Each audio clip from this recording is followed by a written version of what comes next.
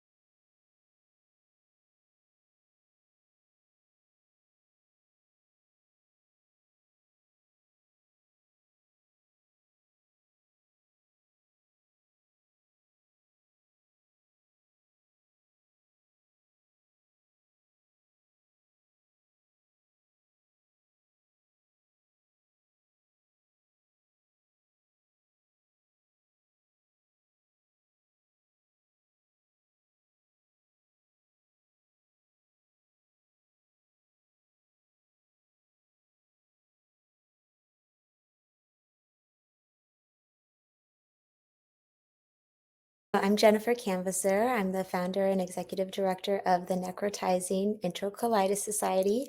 But more importantly than that, I am Micah, Zachary, and Elijah's mama, and this is my niece Mira, who's Hi, with us Mira. today. We're getting all the baby love getting to see you here. Yes. And I am on this podcast with you because my twins, Micah and Zachary, were born at 27 weeks gestation, and I was thrown into the NICU world very unprepared, like most NICU parents are. I never imagined being in the NICU. I did everything right, and then it suddenly all went wrong despite my Mm. best efforts. I think that's probably pretty common among NICU parents. And we figured out how to be NICU parents, my husband and I, in the weeks that Mike and Zachary were born. And they were born weighing about 2 pounds each. And Wow. other than, needing to figure out how to breathe and eat and just kind of normal preemie things, they were doing really well. And so by the time they were 6 weeks old, I was like, "Oh my gosh, we're gonna be out of the NICU soon." Like, they were both doing great. They had doubled their birth weight. They were beginning to nurse at the breast, and I could just kind of breathe a sigh of relief and feel hopeful that we were gonna get out of the Yeah. NICU and we were gonna be okay. And then Micah developed necrotizing enterocolitis, which, if you've never heard of the disease out there, NEC, also known as NEC, is a really devastating intestinal disease that affects babies that are born prematurely or have some other medical condition in their first, usually, weeks or months of life. And he got really sick really fast. He needed multiple bowel resections. He went into renal failure, but thankfully, we were at a really great children's hospital and they sent him up to the PICU and they placed him on continuous renal replacement therapy, which basically meant they were doing the work of the kidneys. And Yeah. his kidneys never recovered, but he got stronger. Like, Mecca kept getting better. And thankfully, at this time, Zachary had been discharged and was at home doing really well.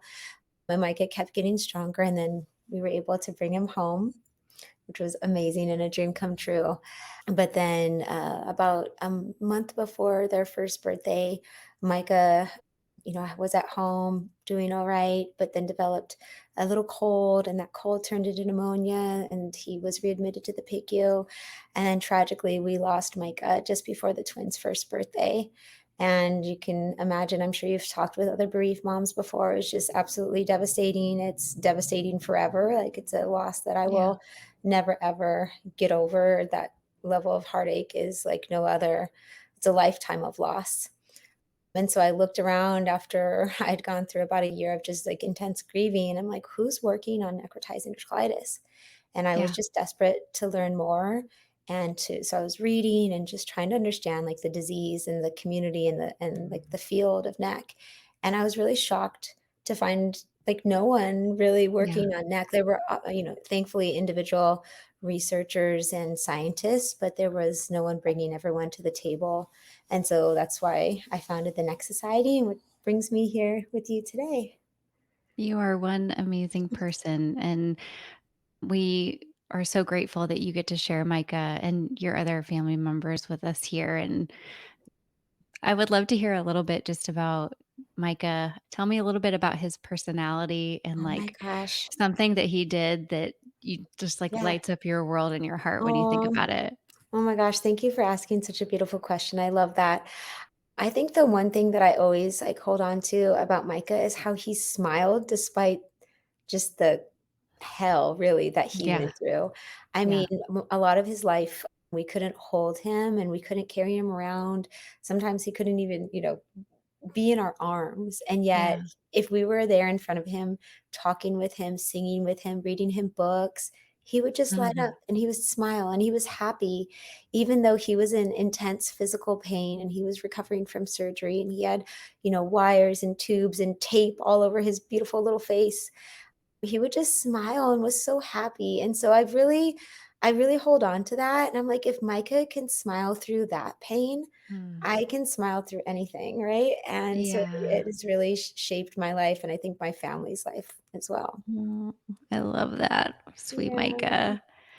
What do you have of Micah's that you love and hold on to from his time with you? Oh my gosh, I have so much. And it's really beautiful is that Mike has two living brothers. And Mm. so I love being able to share like Micah's physical things as well as Micah's Yeah. photos and like memories and things with him. But I think like one of the things I love most that I hold on to is the music and the songs that we listened to with Micah when we were Ah, in his NICU and PICU room. We listened to a lot of music and it was a way for us to have like a little sense of normalcy amongst the chaos. And so we were lucky to have music therapy and an amazing music therapist. And when the guitar wasn't in the room, we would put yeah. music on. And so I have really vivid memories with Micah with this music. And so now I'm able to share those same songs with his brothers. And I'm just like reflecting one thing that I really hold on to and just is so beautiful as we listen to Here Comes the Sun a lot with Micah in his NICU and PICU room, and his music therapist would play it on the guitar. And so I consider that to be like one of Micah's songs is Here Comes the Sun. And recently, Micah's younger brother, Elijah, learned how to play Here Comes the Sun on the piano. Oh my And gosh. it's just, like, such an amazing experience to hear Yes. Elijah, whose middle name is Micah, play Oh, Here Comes the wow. Sun, in honor Wow. of his brother. Oh, that's so beautiful. I've had the honor of speaking with some other bereaved families in my Yeah. clinical work, but also on the podcast. And music has come up a few times. And that now these songs are like a playlist, right? That when you need Yes. them and you hear them and it brings it back to you. And, I would say that when I was working clinically with families who had lost a child, we focus a lot on like, what can we give you to take home? Yep, But the truth is sometimes those things fade and prints yep, fade and molds fall apart because that's just the nature of art yep, sometimes. But you're so right that music is something that can stay with you forever. Like we think about those songs we listened to in high school that bring up yeah, memories. So how powerful. I love that. yes. Thank you, and I Mm. totally agree. How old are your other sons now? So Micah's twin is 11, so it's Okay. been 10 years since I kissed Micah's sweet face goodbye, and their little brother is 8. So Elijah never had the chance to meet Micah, but they are so connected and they know I'm one sure. another, and it's so beautiful. Like when they're in school and they at both for Zachary and Elijah, when their teachers ask them to draw a picture of their family, they say, "How many siblings do you have?" Like without me, obviously I'm not at school with them. They Yeah, include Micah in our of family, which course. it's just so beautiful and meaningful to me because that's how I've chosen to keep Micah in our family's life is keeping him very present, and he is my son, and I have 3 children, and so for his brothers to recognize and include him as well is incredibly beautiful and meaningful. I love that. What amazing boys you have. Thanks. Thinking back to your time in the NICU, which is just a whirlwind, right? And like, Mhm. I'm sure there has been so much that's just blocked out and like, or things that just pop up out of nowhere. What were some of the things that helped you the most in getting through the day to day? Were you the type of parent who loved to write things down or go research, or did you go home to sleep at night? Like, what are some of those things? Imagine, those moms who are at the beginning of their NICU phase and are hearing Mhm. the word neck, who actively, have to take care of themselves. What can they do? Yeah, such a great question. So I'm gonna answer in a couple different ways. So one for me when I was in the NICU, I wrote down and I kept a journal about, like, how I was feeling, because I would s write things that I would never say out loud to anybody because Mhm. either I felt too ashamed and I know that shame is not, mm, I wouldn't say it's not the right no one should feel ashamed for having a baby in the NICU, but it's pretty much unavoidable, I think, for Right. most parents, like, it's just natural for us to feel like we did something wrong, and so I would often, like, write about things that I knew no one would wanna hear me say. And so Yeah. I would write things down that I heard other people in the NICU, like, say and questions I did. I definitely, like, wrote a lot. But I think, what allowed me to kind of process and get through is focusing on what I could do in that Okay. moment, which oftentimes was very little. Like, I've often felt like I could do nothing, like I Yeah. was powerless. And so I would just try to find the things that I could do and hold on to those, whether it was read to Micah, like sitting at his bedside and just reading to him, singing to Yeah. him, pumping milk. And so I was never able to really nurse either of my twins because there are complications in the NICU, but I was able to pump, thankfully. And so I held on to that. I was able to, like, keep myself healthy and well so that I could take care of them, right? And so I would, like, really focus on what I could do even when it felt like I had nothing I could do, like, finding the things and building relationships with his nurses was really meaningful to me and the rest of his care team. Like, I mentioned his music therapist, but I had an amazing relationship with his music therapist and his nurses and really building like that trust and the rapport and those relationships. So that way in the toughest times, like you can lean on those people. So I would say that really got me through. And then for the families now who are in the NICU or just hearing about NAC or just have a baby that's being diagnosed with NAC, The NEC Society has resources on our website for families that have just, had a neck diagnosis who have just tragically lost a baby to necrotizing enterocolitis. So if you go to our website at necsociety.org and you click for families, there's resources for recently bereaved families, families who've just had a neck diagnosis, and just other, resources for families in the NICU. So I feel Mm, like, there are people like us here today working to help families that are in the NICU that are just experiencing this trauma, and walking, just beginning on this journey so that we can serve them better and they can learn from our heartache and our trauma. So hopefully we can right. spare them a little bit. I know. Yeah, I think that's kind of the whole purpose of Yep. this podcast and you speaking out, right? It's like Yes. because of parents like you, somebody can hear you and say like, "Okay, I've been through this. She got through it. I can Yep. too." Absolutely. Absolutely. And that's why I do what I do. I started the Next Society because of Micah, but I keep going because I know Micah's story is not unique. And there are families in the Mm, NICU being diagnosed with NEC today that need us, right? And they need the resources and the work that we're doing. So I know that this is urgent, and my team and I are working tirelessly to serve and to mm. help NICU families. Thank you for that. Yeah. How common is neck and the ultimate goal, right? I love it, building a world without neck. What are some of the things that parents can do ahead of time to just be aware of it? Mhm. And it's one of those things, it's like you're already in the worst case scenario. Your baby's in the NICU, you're terrified, you're exhausted. You yourself, as a mom, are recovering. Yeah. But what things can parents start to be on the lookout for? Yeah. I think it's important to remember that human milk is one of the most protective ways to reduce the risk of neck.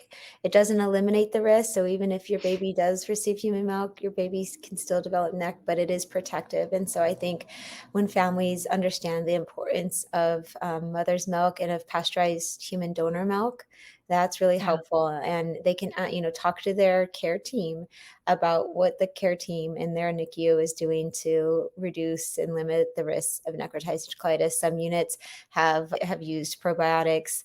A lot of units have standardized feeding protocols, and they have, a checklist to make sure that they are looking out for the potential signs of NEC. So I think just really building that open line of communication is really, really important. mm. When do you think is a good time for parents to ask that of their care team? So, in my opinion, I actually would love to see our healthcare providers talking to families who are at risk of giving birth Okay. prematurely before the baby is even born. And Yeah, so they can start these conversations before just the chaos of the NICU such starts, a because good it's so idea. stressful once your Yeah. baby is born prematurely and there's so many things to worry about. But if we can have these conversations about the potential life-saving power of human milk before the baby's even born prematurely, I think that could go a long way in helping families understand that in the NICU, human milk can act as almost like a medicine, as helping to protect the babies against this disease. Again, it doesn't eliminate the risk, but it is helpful. So I think as early as possible. And, all families are different, right? Like someone like me, I want to know about as much as I can about everything. And like I You're like, "Give find me all the information." yeah, like some people are overwhelmed. I feel empowered with information. And I think a lot Mhm. of families do. I think families need information so that they can navigate the difficult road they have ahead. And without information, it's really hard to know, what questions do I ask? What do I look out for? So I actually think more information is empowering. I know a lot of providers like, well, I don't want to overwhelm the families with too much information. It's like, well, they're already overwhelmed, and more information can actually help them navigate this stress and Mm. trauma a little more effectively. Yeah, that's such a good point. That early intervention is just always gonna be best, and I've said this on the podcast before. My dad has this analogy. He always says, like, "Run to the danger," and his Yeah. point is that, like, let's talk about the hard part first, Yes. because Yes. if we just continue to let it, Yes. settle, it will be even more difficult, Yep. and that's kind of the whole premise of, my profession, child life, is that we prepare families Exactly. for what is coming next so that they can better anticipate it, because when it's thrown in your face and you weren't expecting it, that's when the hard part starts. I'm so glad you brought that up. I have an example of this.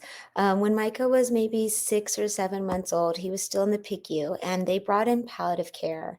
And at first, I was angry because I really didn't understand, like, I thought they were telling me Micah was dying, and he definitely was not dying at that point.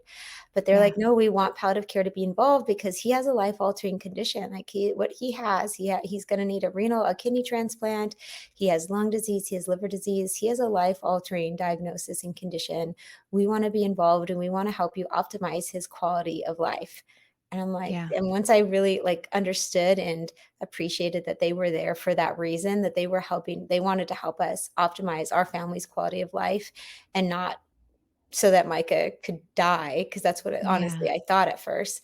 I was like, "Oh," and so just, as an example, they ended up being amazing, and, tragically, Micah did end up dying at a cruelly just cruel young age, but having them involved allowed us to have these conversations and to walk this path in a much more peaceful way than if we were had no palliative care had never been involved, and then Micah had tragically died just before his first birthday, and we had never had that support from palliative care. But because we had had those relationships, we'd been having those conversations, like, we were able to walk that path with a lot more peace and strength than we would have without. So I totally Mm. agree with you, and your dad. It Yeah, it takes such great courage to say yes to help. Yeah, We say a lot in terms of like let your family help you yeah, but to let a team like palliative care when in your head signals like, oh, this means yeah, death or close to death when yes, it really doesn't have to in the right, hospital setting takes a lot of courage. And I think about it too, like when parents say, oh, don't send the chaplain. That means something bad's mhm, about to happen. And I often say, the chaplain is just another person like yeah, a social worker or child life yeah, specialist. And you don't know which person is going to right, fit for you, which team's going to fit for you and make the yeah, difference. So you know, if you're open to it and receiving it, it can be incredibly helpful. I totally agree, yeah, Mhm. Well, what can we do to help spread the mission of the NEC mm, Society of Micah? Where can we direct parents? Like, how can we better support you, not only as parents who are listening and get it, but as child life specialists who just want to yeah. connect families to whatever resources are available? Oh, thanks so much for asking. You know, a few things come to mind. One is that what's good for neck babies is good for all the NICU babies, right?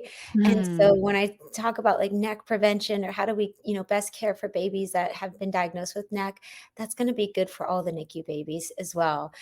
So I think one of the things we really advocate for is that parents are the most important member of the care team, right? And should be valued and centered and integrated in everything that the care team is doing. And I love child life. Child life played such a huge part in Micah's hospitalization. And one of my dearest friends is a music therapist now at the Children's Hospital, and she has been part of our story for a long time. And so I think child life has just a really fundamental and special place in our NICU, PICU, children's hospitalization journey. So I'm just so grateful for Child Life and the way that you are able to partner with families and help us advocate for our kids and help us center mm, us, as part of the care team and finding our place and really facilitating that communication and optimizing the quality of life that our kids have when they're in the NICU and PICU. So I'd say that. And then in terms of, how we can raise awareness, I think our website, nexsociety.org, has a lot of great content in it. For a lot of it is neck focused, but not all of it. We talk a lot about how the power of reading just books in the NICU and the PICU with our babies and kids, and how the power of reading and connecting families through books. And so we have a lot of different resources and materials on our website that's helpful for all the families. So that would be wonderful and a great I love connection to that. make. Absolutely. Well, we will share all of that. And it reminds me of a story. I was privileged enough to get to work in a NICU. And I was in a small children's hospital and a bigger adult hospital. And we opened child life services in the NICU. And one of the first things I knew I could do was start reading to babies. Yes. And, as I kind of get used to staff and staff get used to me, and Mhm. I chose a book to read to this baby. And every time I would read a book or whatever I would do, I would write it down on a sheet of paper just so the parents knew when they came in, Katie, the child life specialist, is here. This is the book we read today, just so they knew what was happening. And so I followed up with a mom who I hadn't met yet, but I had been reading to her son. And she walked in and she was like, "You're Katie." And I said, "Yes." And she was Mm. like, "How did you know to read this book?" Wow. And I said, well, it was just the book that I, chose from Yeah. the library that we have. And she was like, this is the book we have waiting for him at home. It was Oh, such a beautiful wow. moment of like, I would have no idea to choose that book, but it just really Yeah. connected us and that experience, and she was just so Wow. grateful that, I love that. it's the small things that are the big things. Yes, it is. It's so true.